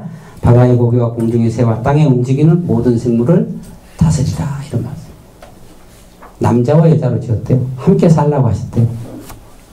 남자만도 사람이 아니고 여자만도 사람이 아니고 남자 여자가 합해져서 사람이랍니다. 우리가 생물학적으로 보면 다 사람이죠. 근데 하나님이 보시는 관점은 남자와 여자로 둘이 합해서 하나가 되라고 그렇게 지으셨대요. 저는 이 말씀을 살면서 저 뼈저리게 느껴요. 이 말씀이 맞구나. 우리는 함께 연합하면서 살고 서로 사랑하면서 사는 것이 인생이에요. 근데 우리가 왜 인생이 공허한가? 그렇게 살지 못해서 공허한 거거든요, 사실은. 예. 그렇게 살지 못해서 뭔가 살아도 허무해요, 늘. 그렇죠? 오늘 저 뒤에 있는 우리 한 분하고 차를 타고 이제 대구에 같이 올라올 기회가 생겨서 같이 왔는데 제가 그런 이야기를 했어요. 인생은 장사하는 것 같다. 제가 그런 말을 표현했어요. 왜냐하면 이게 무슨 소리냐 이렇게 생각하실지 모르겠는데 우리 인생보다 더 소중한 게 있어요? 그렇죠? 제 인생이 가장 소중하죠. 근데 사람이 왜 허무한지 아십니까? 밥 팔아 죽 삶는단 말 있죠? 밥을 팔아서 죽을 사 먹으면 허망해요. 내 인생보다 소중한 게 없는데 내 인생을 팔아서 지금 하루하루 산다는 건 어때요? 내 인생을 허비하고 있는 겁니다. 내 인생을 소모해서 내 인생보다 더 가치 있는 것을 내가 얻으면 그럼 내 인생이 전혀 허무하지 않아요. 근데 내 인생을 허비해서 더 가치 없는 것을 내가 바꾸면 그러면 인생이 허무해져. 제가 과거에 왜 허무했던가 제가 봤어요. 그랬더니 바로 그런 겁니다. 100만 원을 가지고 투자를 해서 장사를 하잖아요. 근데 1년 장사를 했어요. 근데 돈 계산을 해보니까 80만 원밖에 안 남았어요. 그러면 정말 허무합니다. 제가 옛날 장사 해봤습니다. 제가 안 해보고 하는 게 아니고 제가 장사 섬유공장도 잠깐 돌려보고 30몇 년 전에 제가 커피숍도 제가 한번 해보고 제가 별거 다 해봤어요. 제가. 예. 근데 장사를 해보니까 그래요. 100만 원 투자했는데 80만 원 남았다? 허무해요. 근데 그래도요, 그때는 괜찮아요. 80만 원 남으면, 아이고, 내가 열심히 해서 또 벌면 되지. 그래서 또 열심히 합니다. 근데 1년 딱 지나고 나니까 60만 원밖에 안 남았어요. 허무해요. 근데 또 돈이 좀 벌리면 좋은데, 좀 있다 보니까 번전이 40만 원으로, 20만 원으로 점점 줄어가요. 그때 인생은 어떻게 돼요? 허무해집니다. 돈이 벌리면요, 아무리 힘들게 일해도 안 피곤합니다. 돈 벌리는 맛에 몸 아픈 줄도 몰라요. 근데 돈이 자꾸 달아나고 미천 달아나잖아요. 몸도 아프고 마음도 아프고 오만데 안 아픈 데가 없어요. 예, 이상한 겁니다, 인생이. 그래서 우리 인생을 허비해서 내가 그래도 젊었을 때는 어떤 생각이냐면 아직 내가 젊으니까 내가 좀 더 내가 열심히 하면 벌리겠지 이런 생각을 하지만 내 인생이 점점 이제 여러분 여기 보니까 뭐 40대 대부분 뭐 전후가 되는 것 같아요. 뭐 그런데 이제 조금 더 있어 보세요. 금방 갑니다. 엊그저께 갔습니다. 예, 그래서 50이 넘고 그러면 이제 인생이 불안해지기 시작. 예, 요즘은 뭐 이제 80 인생, 100세 인생 그러니까 아직은 그래도 젊다고 생각하시는데 이제 딱 꺾어지면 인생이 자신을 돌아보게 돼요. 그러면 이제 불안해지는 거예요. 내가 지금 뭐 하고 살았지? 내가 뭐 해놨지? 이런 생각 한 번씩 돌아봅니다. 그럼 내 인생을 허비하고 있다는 생각은 못 하거든요. 근데 자기 무의식 속에는 어때요? 내 인생이 쫙 가고 있으니까 돈 쓰고 있는 거죠, 지금. 미천 쓰고 있는데 내가 그 영원한 거, 내 인생보다 더 가치 있는 거, 이거 나한테 없으니까 인생이 불안해지는 거예요. 그때부터. 그래서 이거 하면 좀 괜찮을까? 저거 하면 괜찮을까? 자꾸 방법을 찾죠. 장사하다가 손해본 사람이면 내가 주식한 사람도 마찬가지인데 내가 주식해가지고 돈이 손해가냐면 내가 조금 더 쌀 때 물타기 해가지고 내가 좀 옛날 주식 좀 해봤거든요. 과거에. 내가 좀 물타기 해가지고 내가 돈을 좀 많이 해야 되겠다. 그렇게 하면 이상하게 더 손해보거든요. 꼭 그래요. 인생도. 내가 뭔가 방법을 찾고 노력하고 그렇게 하는데 자꾸 꼬여가는 거예요. 이게. 그러다 보면 어느 날인가 내 인생이 정말 허무해져요. 내가 이거 뭐지? 이 생각이 드는 거죠. 그래서 이제 옛날 노인들 말에 밥 팔아 죽사면 이제 헛짓하고 있는 사람 보면 노인들이 그렇게 말해요. 야, 너 그게 뭐냐? 밥 팔아 죽사 먹지. 왜 그러고 사냐? 이렇게 말하거든요. 그러니까 우리 인생이 밥 팔아 죽사 먹는 인생은 안 살아야 될 거 아니에요, 그죠? 네. 그래서 저는 감히 제가 저희 목사님 말씀을 듣고 제가 새로운 인생이 시작이 되고 이렇게 하면서 제 인생이 왜 제가 성공한 인생이라고 감히 말하겠습니까? 아, 내 인생 성공했다. 정말 물론 제가 지금도 사실은 건강이 썩 좋지는 않아요.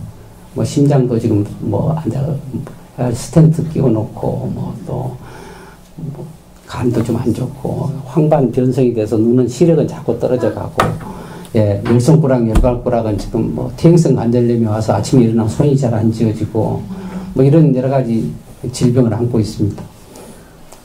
불편해요. 근데 불편하다고 불행하진 않습니다.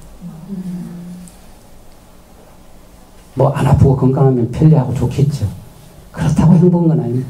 멀쩡한 사람 세상에 많습니다. 그렇다고 행복한 사람 봤습니까? 난 건강이기 때문에 행복하다? 뭐 그렇지 않다고 저는. 돈 있으면 편리하죠. 돈 없으면 불편합니다. 돈 돈 없다고 불행하진 않습니다. 돈 있다고 행복하진 않습니다. 마찬가지예요. 문제는 내 인생을 허비해서 얼마나 더 가치 있고 더 영원한 것에 내 인생을 투자하느냐, 이 문제. 나는 저는 감히 여러분들에게 저와 같이 이 길을 가는 분들이 혹시라도 후회하지 않는 인생이 될 거다, 그렇게 제가 권해드리고 싶습니다. 정말 이건 뭐 종교를 믿냐 이 문제가 아니에요. 내가 어떤 사람들하고 어떤 마음으로 그 길을 가느냐 하는 문제. 아마 김성호 교수님 여기서 여러분들이 다 보셔서 알 겁니다. 그래서 저는 우리 아이들에게 많은 유산을 물려줄 수도 없고 또 지금 다른 걸 뭐 줄 게 없어요, 별로. 그러나 우리 아이들에게 정말 이 영원한 유산, 값어치 있는 이 사회, 저는 그걸 아이들에게 저는 물려주고 싶고 또 우리 아이들도 그렇게 아마 알고 있을 겁니다. 이미 그걸 계속 이야기를 해왔기 때문에. 그래서 우리가 이상한 게 내가 하나님의 말씀을 이렇게 살았는데 모든 사회에 단절됐던 그런 것들이 다 회복이 되고 또 친구가 생기고 하나도 없던 친구가 너무 많은 친구가 생기고 직장생활 되게 잘했어요. 저는 원래 아까 친구 없다 그랬잖아요. 저는 그런 잠재력이 있는 줄 몰랐어요. 근데 제가 뭐 사람마다 물론 다르겠지만 저는 전혀 제로 상태에 있던 사람이 제 목사를 만나는 제 안에 그런 잠재력이 있는 줄 잘 몰랐는데 제가 직장생활도 열심히 하고요.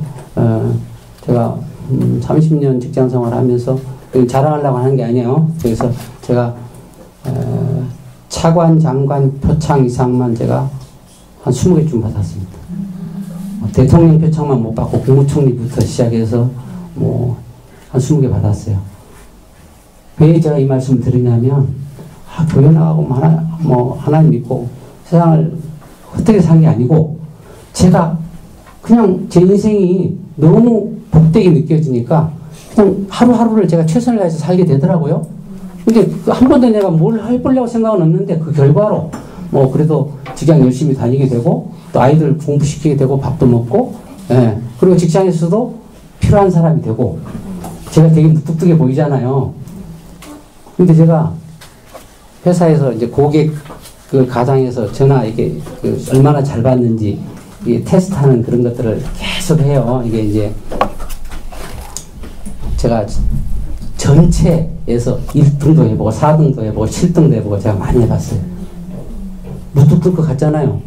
근데 왜 그러겠어요? 제 마음이 제게 전화 걸려온 사람에게 어떻게 해서 내가 이 사람이 필요한 걸 내가 주겠다. 항상 그 마음을 제가 갖고 대응을 했어요. 근데 그 결과가 그렇게 나타나더라고요. 저도 지금 그렇습니다. 제 삶의 방식은 뭐냐면 어떻게 하면 내게 주어진 사람들, 내 가까이 있는 사람들에게 우리가 서로 사랑하면서 내 이 마음을 서로 나누면서 그렇게 살고 저 가치 기준은 그렇습니다. 그렇게 살다 보니까 친구가 생기고 이웃이 생긴 거예요. 다른 거 없어요. 그 결과로 그걸 목표로 산 적은 저는 한 번도 없어요. 사람이 그걸 목표로 하면은 방법들을 동원하고 수단 방법을 가리지 않게 되고 근데 내가 그 과정이 중요하면 결과는 따라오게 된다고 저는 생각을 합니다. 제가 살아온 방식은 그래요. 그래서 아까 말씀드렸지만 저는 제 성격은 비교적 성실한 편이었지만 그렇다고 해서 전혀 소통을 할 수 없는 사람이었는데 이렇게 제가 감당할 수 없을 만큼 제가 많은 은혜를 받고 그렇게 소통하면서 살게 됐다. 이렇게 생각하고 제가 결혼해가지고 많은 하더라도 제가 참 서툴러가지고 우리 집 사람하고 처음에 좀 많이 다퉜어요. 제가 옳은 것 때문에 항상 저는 옳은 게 있거든요. 되게 제가 고집이 좀 있거든요. 저도. 그래서 A형이고 제가 그래서 제 뜻을 잘 안 굽혔어요. 근데 제 집사람이 항상 하는 게 있어요. 시원찮은 게 보이죠. B형 어설프고. 그래서 이제 우리 집사람 B형인데 저는요 총각 때도 제가 이불을 개잖아요. 옛날 농이 없어가지고 이불을 딱 개서 이제 이불보를 제가 자취하수갈 때 하잖아요. 그러면 제 정도 나는 거는 딱 두 봉을 썰어 놓은 겁니다. 이불을. 방바닥에 절대 머리카락 하나도 있으면 안 돼. 다 이렇게 찢고 다녀요. 제가 성격이 그렇습니다. 다 찢고 다니고. 그러니까 그런 남편하고 사는 아내는 얼마나 힘들겠어요. 사실은. 근데 나는 그걸 묵은 거예요. 내 기준으로만 자꾸 판다는 거예요. 결혼하고 나니까 깍두기 담는다고 해놨는데 꼭 이렇게 썰어놨더라고요. 그래서 난 자취했으니까 잘 알잖아요. 여자가 이 깍두기 하나도 못 담냐고 구박을 했죠, 제가. 살면서 그렇게 많은 시행착오를 겪었는데 어느 날인가 내가 누군가로부터 사랑을 받고 있다는 생각이 딱 드니까 그 다음에 이 사람도 전체적으로 나한테 사랑을 받고 싶은 사람인데 이 생각이 갑자기 번뜩 어느 날 나는 거예요. 그래서 그때 왜냐하면 나는 저희 목사님 만나서 처음으로 내가 사랑을 받는다는 걸 제가 느꼈는데 처음에는 그게 이제 분명치 않았어요. 근데 시간이 흐르면서 내가 누군가로부터 사랑을 받고 나니까 나도 누군가를 사랑할 힘이 생기더라고요. 그전까지는 내가 그래서 제가 자주 쓰는 말이 있어요. 사랑을 받아보지 않는 사람은 사랑할 수 없다. 제가 그렇게 말해요. 왜? 내가 사랑을 받아보지 않았기 때문에 사랑하는 방법을 몰라요. 사랑할 줄을 몰라요. 근데 내가 누군가로부터 많은 사랑을 받고 나니까 내가 누군가를 사랑하는 마음이 생기더라고요. 네. 그게. 그래서 제가 아내를 그때부터는 내가 내 아내를 사랑하는 마음이 조금씩 생겨서 지금도 가끔은 뭐 의견 차이가 있긴 합니다만 그래도 잘 사는 편이죠. 제가 우리 사람이 그전에는 나이가 갈수록 더 좋아하네요, 저를. 솔직한 이야기입니다. 더 좋아해요. 그래도 자꾸 챙기기도 많이 챙기고 제가 막 빈틈이 보이니까 더 좋아해요. 옛날엔 제가 같은 사람이라 챙겨줄 필요가 없어요. 옷도 제가 사고요. 모든 것 제가 다 해요. 일체 제 물건 살 수가 없어요. 제가 다 하니까. 근데 지금은 뭐 속옷도 집사람이 사고 겉옷도 집사람이 사고 이제 그렇게 하는 게 익숙해졌어요. 이게 바뀌었어요. 나이가 들면서. 옛날에는 전혀 집에 시장도 제가 다 봐왔어요. 돈 관리도 제가 하고 모든 거 제가 다 했어요. 근데 지금은 이제 다 그 사람 꼭 필요한 사람이 되고 제가 없으면 안 되는 사람이 제 입사람이 이제 저한테는 그런 사람이 됐죠. 그래서 제가 느낀 게 서로가 서로를 필요한 게 행복이구나. 그때는 난 젊었을 때는 그 행복을 못 느꼈죠. 내 잘난 맛에 산다고. 근데 지금은 사랑하는 법을 조금씩 배웠습니다. 그래서 내가 사랑을 많이 받은 사람이 사랑한다. 이상하게 자기가 사랑이 메마른 사람은 자기도 모르게 다른 게 나가요. 이상합니다, 이게. 그래서 저는 우리가 사랑을 좀 많이 받으면 좋겠다. 근데 사랑해 줄 사람이 있어야죠. 그죠? 근데 사랑해 주려고 기다리는 사람들이 있어요. 정말입니다. 여러분들을 사랑하기 위해서 기다리는 사람들이 많아요. 저도 여러분들이 저하고 함께 사랑하는 사람 사고 싶어요. 저도. 사랑한다는 건 뭐겠어요? 사랑한다는 개념. 뭐가 사랑하는 거죠? 구체적으로. 어떻게 해서? 저는 그렇게 표현해요. 언제가 우리 목사님이 하신 말씀인데, 사랑한다는 거는 소중히 여기는 거다. 그런 말씀 하셨어요. 내가 정말 그 사람이 사랑하는 거 안 하는 걸 보면, 뭘 소중히 여기는가를 보면, 금방 뭐 사랑하는지 알아요. 내가 내 아내를 사랑한다고 하면서, 내 아내보다 돈을 더 좋아한다. 그러면 그 사람 돈 사랑하는 거예요. 쉽게 말하면. 가장 소중히 여기는 것을 내가 사랑하는 거죠. 저는 내를 소중히 여기줄 사람, 내를 가장 가치 있게 생각하는 사람, 그런 사람들하고 우리가 살아야 행복하지 않겠어요? 저는 그런 사람을 만났고 지금 그런 사람들과 함께 살고 있습니다.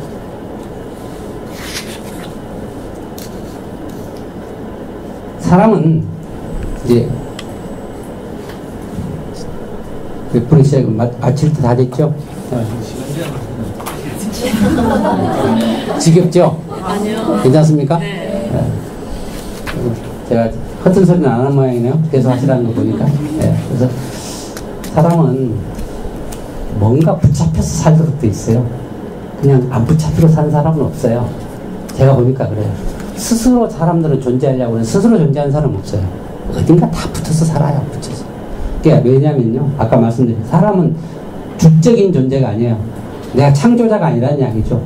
우리는 지음받은 사람은 피조물이기 때문에 종속적인 존재예요. 내가 증명 한번 해볼까요? 오늘 밤 하나님께서 우리를 부르시면 어때요? 내가 안 가겠다 할 수 있는 사람 있어요? 없습니다.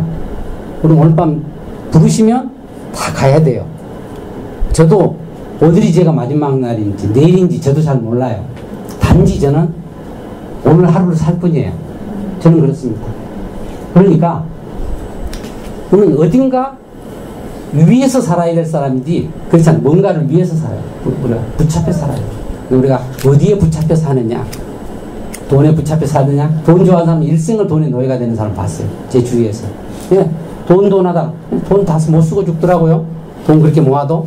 예, 또 모은 사람 쫓아다닌다고 모아지는 것도 아니고 또 모았다고 해도 또 다 그게 뭐 자기 것이 아니더라고요. 우리 아버지, 돌아가신 아버지 이야기해서 제가 죄송한데요. 우리 아버지가 14살 때 할아버지 할머니가 다 돌아가셔가지고 혼자 이렇게 크셨거든요. 그래서 일본에서 고베에서 중학교를 다니시다가 나왔어요. 나와가지고 한국에 나와서 부모도 없고 먹을 게 없으니까 나무집 살이를 했죠. 그래서 이제 그 가난이 너무 찌들르게 치러서 이제 기술을 배워서 자기가 돈을 벌겠다고 나섰는데 아버지가 내가 어렸을 때도 내가 그 어린 나이에도 내가 안 잊어버리는 말이 있어요. 내가 1억만 벌면 좋겠다. 그래서 1억만. 그때 옛날에 우리 아버지가 노래처럼 부른 날이 1억만 벌었으면 좋겠다. 근데 내가 알기로는 우리 아버지 1억 버셨어요. 그랬더니 또 뭐라고 그러냐면 10억만 벌었으면 좋겠다 그러시더라고요. 근데 10억 벌었어요. 아버지가 옛날에 뭐 택시회사도 하시고 시골에서 주유소도 하시고 이렇게 했거든요. 그래서 이제 철물 좀 하다가 이제 돈 조금 버시니까 철물 너무 무겁고 힘들다고 주유소 차리시더라고요. 그러더니 그거 이제 하고 나서는 또 택시에서 하셨어요. 자, 근데 아버지가 한 번도 내가 그렇게 돈을 버셔도 내가 행복하다 이렇게 말하신 걸 내가 들어본 일이 없어요. 진짜입니다. 들어보신 일 없어요. 근데 그렇게 뭐 때문에 돈을 모으셨는지 나 이해가 안 가요. 아버지가 돌아가실 때는 62에 돌아가셨거든요. 일찍 돌아가셨어. 근데 써보지도 못하고 나중에는 허무해서 그러신지 마지막에는 아버지가 시계를 찾아왔는데 보니까 부쩍부쩍 하더라고. 누런 시계를 찾아왔더라고요. 그게 알고 보니까 제가 듣기만 듣던 롤렉스 금딱지였어요. 왜? 자기가 어렵게 해서 그렇게 자기 피땀 흘려서 번 돈인데 그걸 못 쓰고 죽는 게 너무 아까웠겠죠, 아버지가.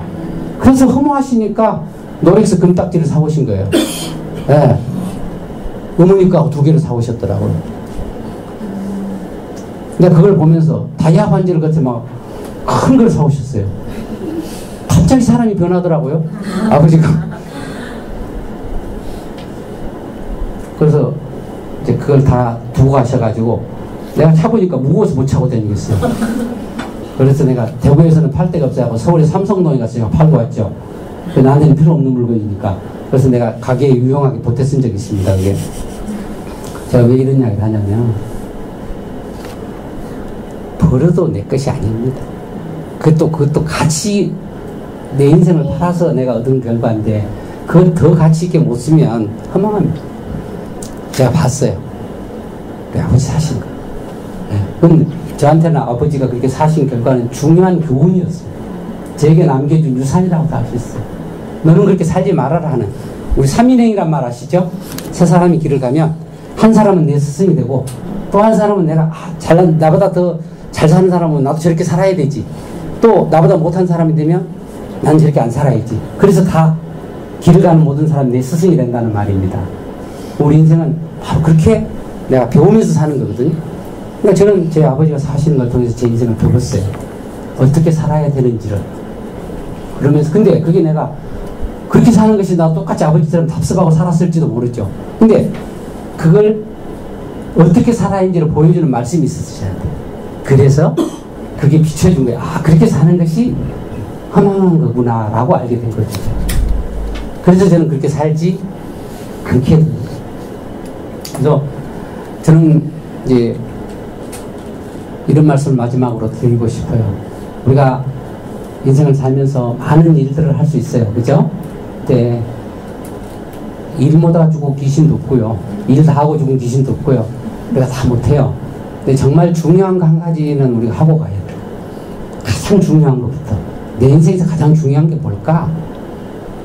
내가 인생으로 태어났으니까 사람답게 우리가 사는 게 가장 중요한 거 아니겠어요? 그죠? 저는 그래서 제 인생에서도 그렇고요. 제 삶에서도 그래요. 하루하루 사는 것도. 제가 이렇게 스마트폰에 제가 제일 많이 활용하는 그것이 이제 캘린더예요. 캘린더 이렇게 매일매일 제가 해야 될 일을 이렇게 하루에 뭐 어떤 때는 5개, 어떤 때는 7개 쫙 적어요.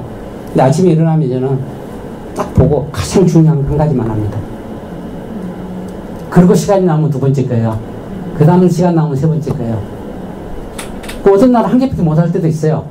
그래도 내가 허망하지 않아요. 왜? 가장 중요한 걸 했으니까. 그렇잖아요? 근데 가장 중요한 걸 못하면 다른 거 다 해도 오늘 내가 왜 이렇게 허망하지? 왜 그거 안 했지? 이런 생각 들 거거든요. 우리 인생도 마찬가지예요. 인생이 허망한 거는 가장 중요한 거 못하면 허망해요.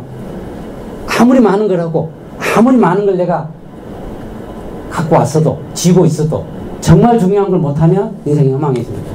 저는 그렇게 생각해요. 제 삶을 통해서 제가 하는 이야기예요. 여기 책 보고 하는 이야기 안 해요. 제가. 그래서 제가 가장 소중한 게 뭔가 이 시간을 통해서 여러분들이 다시 한번 생각해보는 그런 기회가 됐으면 좋겠다. 제가 살아보니까 제 인생을 돌아보면 저는 이제 학교 다닐 때 제가 꿈이 뭐였느냐면 저는 학교 선생님이 되는 거였어요. 네, 저는 교사가 되고 싶었거든요. 뭐 큰 욕심도 저는 잘 없어요. 그냥 교사 됐으면 좋겠다. 선생님들이 참 좋아 보였기 때문에. 그래서 교직 과목도 이수하고 교사 자격증도 있어요. 근데 이상한 게 그 교사의 길을 별로 제가 가지 못했어요. 영주에 영주 영화여고입니까? 네, 이름이 좀 헷갈리는데 영주에 여고 하나 있죠. 그 영주에 그 학교에서 오라는 적도 있었어요. 근데 이상하게 뭐 안 돼가지고 꼬여가지고 못 갔죠. 제가. 근데 이상하게 제가 계획했던 일, 제가 목표로 했던 일은 별로 된 게 없어요. 지금 직장도 사실은 이제 이야기를 하면 좀 많이 길어져서 그런데 저는 사업에 실패하고 먹을 게 없어가지고 있을 때 제가 그때 저희 아버지가 이 이야기는 하나 해야 되겠네. 아버지가 그때 경제적으로 여유가 있으셨으니까 저보고 시골로 내려오라 그러더라고요. 다 망하고 아무 돈이 진짜 없어 월세 집에서 사는 상황이 됐어요. 그런데 아버지가 오라 그러더라고요. 그래서 이제 그때 제 고향이 원래 순천이거든요. 원래 고향이 순천인데 제가 멀리 왔죠. 제가 40몇 년 여기 살았으니 멀리 왔는데 순천에 효천고등학교라고 있어요. 저희 아주 가까운 인척분이 그 학교를 세우셨어요. 재단 이사장이에요. 그래서 우리 집사람이 이제 경북대학교 가정교육과 나와서 가정교사 자격증이 있으니까 둘이 다 내놓으면 그 학교에서 교사를 하라 그러더라고요. 네가 원하면 교사를 하라. 또 아니면 네가 그게 싫으면 아버지 사업 물려받아서 아버지 하라. 아버지가 내놓으라 그랬어요. 참 망하고 안 먹을 게 없어요. 근데 제가 그때 딱 어떤 생각이 드냐면 내가 내 인생의 전환점이 된 하나님 말씀이 내가 딱 들렸잖아요. 근데 그 자리로 갈 수가 없어요. 아버지가 뭐 그것뿐만이 아니에요. 그때 지금은 굴러다니는 게 돈에 치이는 게 벤츠란 말이 있대 요즘요. 하라 많이 굴러다니니까. 그때는 한 마을에 벤츠가 동네에 거의 뭐 한두 대 있을까 말까 하던 시절입니다. 그때는 우리 그 시골에 사는 거. 아버지가 벤츠 사준대요. 거기 오면 아버지가 그렇게 유혹을 했어요. 나를 너 와서 나 차도 사주고 집도 내가 다 해줄게 온나. 근데 내가 하나님 말씀에 붙잡힌 사람이 되니까 갈 수 없어요. 아버지 죄송합니다. 내가 정말 아버지가 근데 아버지가 내 어렸을 때 뭐 이야기를 하면 자꾸 길어지네. 아버지 원망했잖아. 아버지 미워했잖아요. 근데 우리 그냥 목사님 말씀 듣고 내가 사람이 바뀌니까요. 아버지가 너무 감사해졌어요. 나를 있게 한 내 같은 사람이 있게 한 내 근원이라고 생각하니까 아버지에 대한 미움 다 사라졌어요. 진짜 아버지 내가 정말 모든 게 용서가 되고 아버지에 대해서 내가 감사하는 마음이 생겼어요. 그래서 내가 아버지한테 그때도 아버지가 싫어서가 아니고 정말 내가 내 영생의 말씀이 있사오니 내가 유교로 가오리까 하는 것처럼 내가 나를 잊게 한 아버지 말씀 이것 때문에 내가 죄송합니다. 아버지 정말 아버지 은혜에 내가 감사하지만 그러나 못 가겠습니다. 제가 그렇게 거절을 했어요. 그래서 제가 안 가고, 그리고 들어간 직장이 임시직원으로 코스라에 들어갑니다. 임시직원으로 들어갔다가 어떻게 능력을 인정받아서 정식 직원으로 공기업에서 뒷공무로 들어갔었어요. 예, 아주 유명한 코스라에서 일화가 있습니다. 그래서 저 때문에 회사 규정을 새로 만들어서 정식 직원을 시켜줬어요. 그래서 데모를 그때 했어요. 노조에서. 왜냐하면 나는 100대1 경쟁 뚫고 들어왔는데 저 사람은 뭐냐? 뒷공무로 사람이 이렇게 했어요. 그래서 이제 데모가 일어나는데 사장님이, 사장님하고 잘 몰라야죠. 근데 어떻게 어떤 마음이 생긴 사장님이, 그러면 우리 회사는, 제가 다니던 회사는 국내에 2년 근무하면 해외 3년, 이걸 반복하는 회사예요. 해외에 계속 해외 근무를 해야 돼요. 그런데 얘는 네 경쟁 대상자가 아니다. 그러니 얘는 그러면 평생 대구에서만 근무하게 해줄게. 그러면 됐나? 그러니까 노조에서 그러면 받아들이겠습니다 해서 제가 규정집에 이 사람은 평생 대구에서만 근무한다라고 규정집에 써붙여 있어요. 진짜로. 그래서 그 지방 전문직이라는 걸 만들어서 저는 해외 가라고 하면 교회 생활 제가 못하니까 직장을 그만둬야 되나 이 고민을 해야 될 사람인데 평생 대구에서만 살아래요, 저보고. 그래서 이런 횡재가 어딨노. 그러니까 이상하게 제가 왜 이야기하냐면 제가 계획하고 목표했던 일은 지나보면 하나도 된 게 없어요. 근데 뭐예요?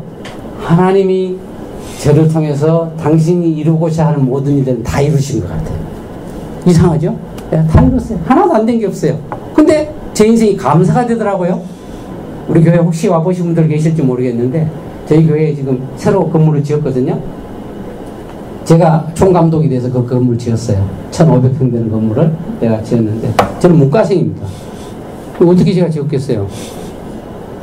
하나님께서 어렸을 때부터 철물점에서 재료 공부하게 하시고 학교 다닐 때 유일하게 해본 직책이 영선부장인데 영선부장 해가지고 의자 부수고 고치고 이거 하게 하시고 그래 하더라고요. 제가 대구 디자인센터에 대구 경북 디자인 상공에서 옆에 옛날 기비식장 건너편에 대구 디자인센터가 있어요. 이제 8년 반 동안 제가 심사위원 했어요. 문과생이 디자인 공부도 안 한 사람이 특이한 방법으로, 그래서 마케팅 했다는 이유로 제가 가서 근데 제가 심사하러 간 게 아니고 정부 예산을 받으려면 돈 1억을 받으려면 2천만 원은 자비로 내고 8천만 원은 정부가 지원해 줍니다. 그거 받으려고 기업들이 막 와서 PT하고 돈 달라고 해요. 그 심사를 누가 했냐? 제가 했어요. 이제 교수님들하고 같이. 그 했는데 난 심사로 채면은 저도 간 줄 알았죠. 근데 내가 8년 동안 심사를 한 게 아니고 디자인 공부를 한 거예요. 왜? 그 교수님들이 세계적인 디자인 스쿨 나온 사람들이 딱 거기서 심사하고 있으니까 어떤 디자인이 좋은 디자인인지 어떻게 하는 건지 다 감각이 생겨요. 8년 동안 제가 그걸 배운 거예요. 그래서 저희 교회를 지으려니까 실제로 어떤 전문가를 불러갖고 우리 교회 전체 부지가 12,000평인데 12,000평에 대한 마스터 플랜을 짜달라 그러니까 다 혀를 내둘러요. 근데 지금 우리 교회 와보시면 알지만 제가 12,000평 마스터 플랜 제가 짰어요. 예, 우리 교회 전체 동선, 언덕의 높이, 건물의 높이 전체를 제가 짰어요. 정원은 어디에 넣고 이거 다 제가 짰거든요. 제가 뭐 특별한 능력이 있어서는 아니고 그 8년 동안 제가 배운 거예요. 어깨너머로. 희한하죠? 이거 우연한 일이라고는 너무 이상한 일이잖아요. 제가 교회 갔던 일은 된 게 없어도 하나님이 저를 통해서 당신이 하시고자 하는 모든 일들은 이뤘다. 저는 그렇게 제가 제 인생을 돌아보면 근데 그게 너무 행복해요. 예, 제 같은 사람이 그렇게라도 쓰여지는 게 감사하고 내가 누군가로부터 사랑을 입고 또 사랑을 하고 그런 것들이 인생 아니겠어요? 예. 그래서 저는 제가 이야기를 다 뭐 시간이 많이 돼서 다 못할 것 같고 이쯤에서 우리가 다 지나가요. 예. 우리가 어렸을 때 저는 명절이 오면 우리 어렸을 때는 못 먹고 못 살았던 때가 있었잖아요. 그래서 되게 기다렸죠. 그래서 달력에다가 빨간 날씨 명절 되면 설날 돌아오기 전에 표시를 합니다. 몇 밤 남았다 몇 밤 세하래요. 왜? 그때 가면 새 옷이라도 얻어 입고 또 맛있는 거라도 먹고 그 일념으로 기다려요. 근데 명절 지나고 나면 어떻습니까? 다 지나가고 언제 명절이 있었냐 또 잊어버립니다. 우리 인생은 어쩌면 그렇게 살고 있는지도 모릅니다. 학교 다닐 때 우리는 대학을 가기 위해서 우리 일생을 투자를 해요. 막 그게 전부인 양 투자예요. 학교가 나면 대학 딱 들어가 나면 어떻습니까? 적성이 많니 안 많니 그러고 삽니다. 예. 전과를 하니 그만두니 학교 졸업은 취업이 전부예요. 취업하고 나면 어떻습니까? 결혼이 전부예요. 결혼하고 나면 아이들이 전부예요. 또 아이들 키운다고. 그러고 나면 세월이 점점 흘러가요. 꼭 인생은 명절을 지나는 것처럼 자기 인생에서 그렇게 순간순간을 지나지만 지지라고 나면 어때요? 아무것도 남은 게 없어요. 여러분의 인생에 가장 중요한 여러분의 인생을 허비해서 더 값어치 있고 더 영원한 것을 얻는 여러분들이 되시기를 바라고 오늘 제 강의는 여기서 마치도록 그렇게 하겠습니다. 감사합니다.